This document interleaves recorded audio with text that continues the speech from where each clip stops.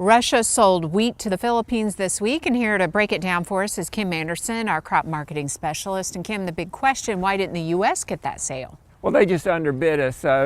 First off, it's animal feed wheat that they sold into the Philippines. They sold it for about $200 a metric ton. That's about $5.44 CNF. In other words, delivered to the Philippines. The United States, you look at the mileage, it's about 10,600 miles from the U.S. That's Houston to the Philippines. It's about 11,400 or so from Russia. So the freight and cost about the same there.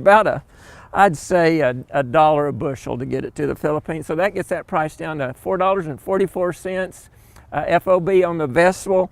If you back it off to Oklahoma wheat, it takes about say $1.44 just for even numbers to get it down and on that ship. So we'd have to bid $3 for a feed wheat to compete with Russia. That's why we didn't get the sale. But the good news is it's feed wheat and it's still being delivered in July and August. And what it tells me is that Russia is emptying their bins, getting ready for a big crop. Well, let's talk about U.S. exports and whether they're meeting projections. I think they are. You know, I've heard some, comments that we just didn't have the export demand this year, and we didn't for a while. It picked up. You look at all U.S. export sales, 9% above last year. It's projected to be up 5%, so we're good there. Hard red winter wheat was projected to be down 10%. We're even with last year, so that's good. Now, soft red winter wheat was projected to be 43% because we had a horrible year last year. It's only up 34%, but overall, our wheat sales and exports are relatively good.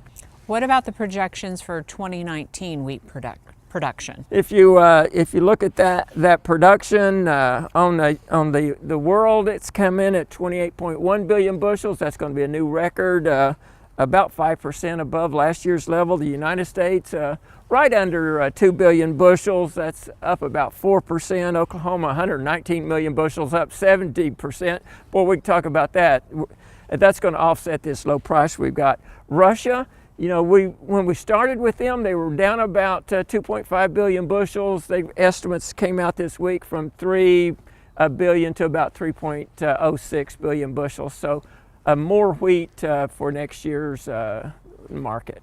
We've been out this week with Oklahoma producers at field days, talking about prices, of course. How does it compare in Oklahoma right now compared to this time last year? Well, if you look at what they can forward contract wheat for harvest delivery, it's $3.85 a bushel. This time last year is $5 and a nickel. The good news is there that our production's up 70% and our price is down significantly less than that. So there's a potential for significantly higher income this year, even though we have significantly lower prices. Okay, Kim, we appreciate your perspective as always. Thanks a lot. And switching gears now to look at a drought-tolerant forage option for producers. Here's our Extension Forage System Specialist, Alex Rocatelli.